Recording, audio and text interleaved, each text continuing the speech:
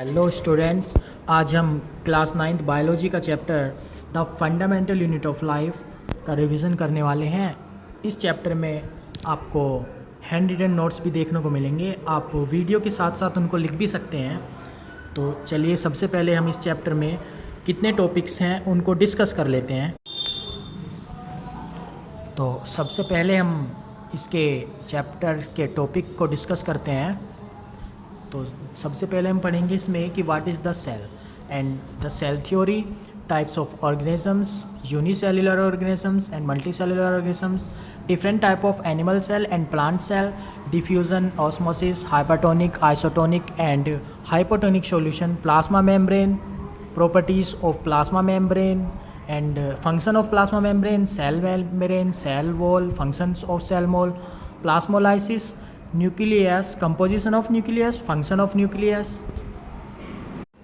and nucleoid, cytoplasm, function of cytoplasm, endoplasmic reticulum, इसमें भी rough endoplasmic and smooth endoplasmic reticulum types इसके and functions of endoplasmic reticulum, Golgi apparatus, functions of Golgi body, lysosomes, functions of lysosomes, microchondria, structure of microchondria, functions of microchondria and plastids, different type of plastids and structures of plastids, functions of plastids, and the last topic of our chapter is vacuoles and the functions of vacuoles. तो सबसे पहले हम पढ़ते हैं कि what is the cell.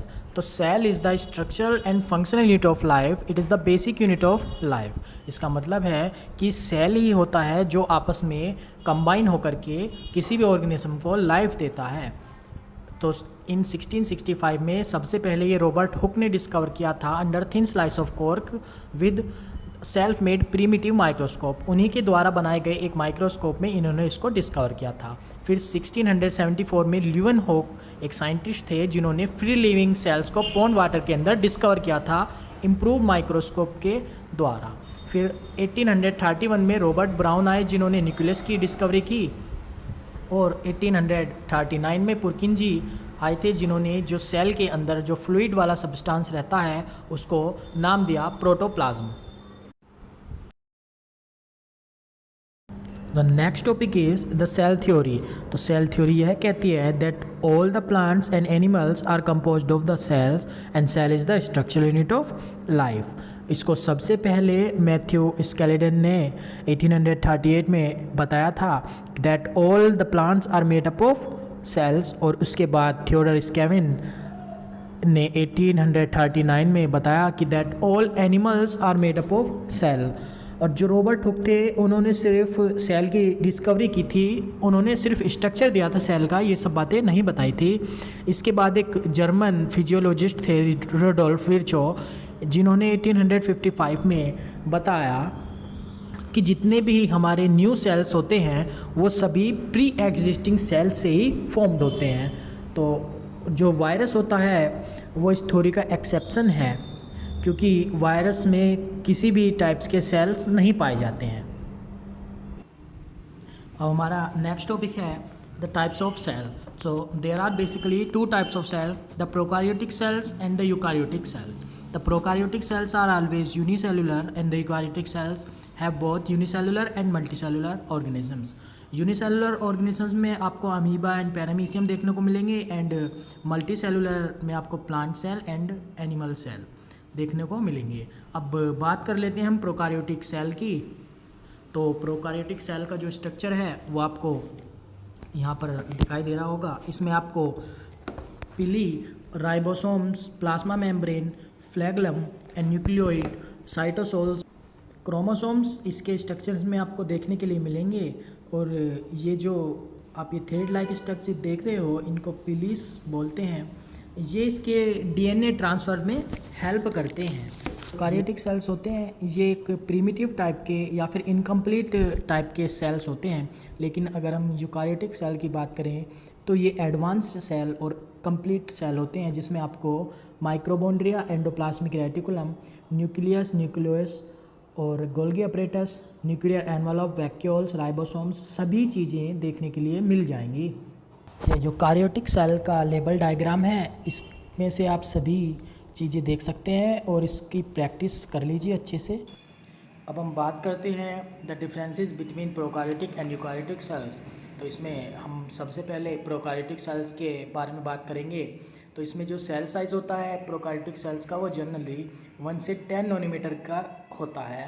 और nucleus इसमें absent होती है, सिंगल क्रोमोसोम्स इसमें होता है। जो इसमें रिप्रोडक्शन होता है is always asexual, always unicellular. जो मेम्ब्रेन बाउंड सेल ऑर्गेनेलीज होती हैं वो इसमें एब्सेंट होती है। सेंट्रियोल भी एब्सेंट होता है। Cell division by binary fusion, इसके एग्जांपल हो गए bacteria, blue green algae. Eukaryotic cells में आपको जो सेल के जो ऑर्गेनिजम्स होते हैं उनके अंदर एक न्यूक्लियर मेम्ब्रेन देखने को मिल जाएगी। न्यूक्लियस इसमें प्रेजेंट होता है, सिंगल और मल्टी क्रोमोसोम्स होते हैं इसमें। और जो रिप्रोडक्शन का जो मेथड है वो सेक्सुअल और एसेक्सुअल दोनों होते हैं इसमें। और जो सेल की ऑर्गेनेलीज होती हैं उसके बाहर एक मेम्ब्रेन प्रेजेंट होती है सभी यूकार्योटिक सेल्स के जितने भी ऑर्गेनेलीज होती हैं उसमें। और सेंट्रियोल भी इसमें आपको प्रेजेंट मिलेगा। और सेल डिवीज़न जो है वो मिटोसिस या फिर मियोसिस से देखने को मिलेगी। इसके एग्जांपल हैं फंगाई, प्लांट सेल और एनिमल सेल।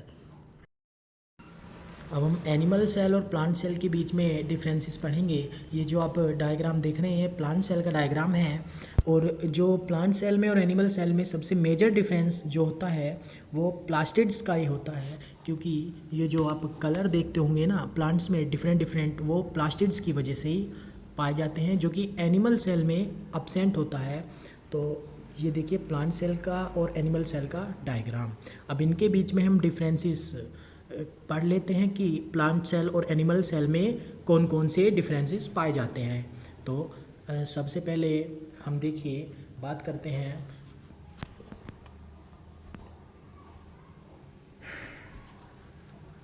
जो हमारे एनिमल सेल होते हैं और प्लांट सेल होते हैं। तो ये देखिए सेल वॉल जो होती है एनिमल सेल में एब्सेंट होती है और प्लांट सेल में प्रेजेंट होती है। प्लास्टिड्स एनिमल सेल में एब्सेंट होता है, प्लांट सेल में प्रेजेंट होता है। सेंट्रियोल भी एनिमल सेल में प्रेजेंट होता है और प्लांट सेल में एब्सेंट होता है। ये बहुत सारे डिफरेंसेस आप पढ़ लीजिएगा।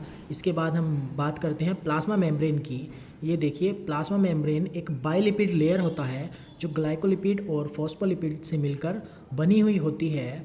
अब इसके बारे में हम डिटेल में पढ़ते हैं कि प्लाज्मा मेम्ब्रेन क्या होती है।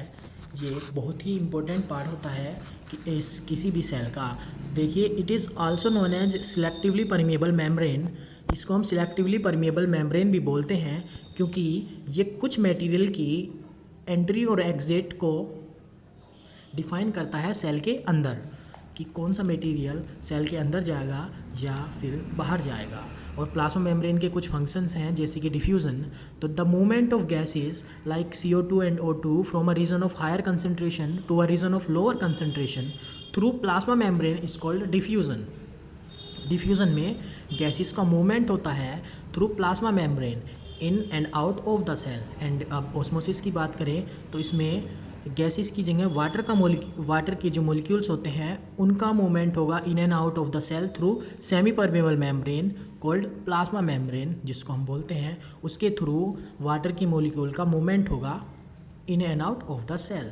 अब ऑस्मोसिस के बेसिस पर ही हम एक टॉपिक को डिस्कस करते हैं जिसका नाम है टोनिसिटी ऑफ द सॉल्यूशन। इसमें आपको 3 टाइप के सॉल्यूशन देखने को मिलेंगे, hypertonic solution, isotonic and hypotonic solution. Hypertonic solution में क्या होता है कि जो सेल के अंदर की कंसंट्रेशन है वो बहुत ज़्यादा होती है और outside of the cell concentration जो होती है वो बहुत कम होगी, जिसकी वजह से जो सेल के अंदर का मूवमेंट है वाटर का वो हायर कंसंट्रेशन से लोअर कंसंट्रेशन में चला जाएगा और सेल हमारा श्रिंक कर जाएगा।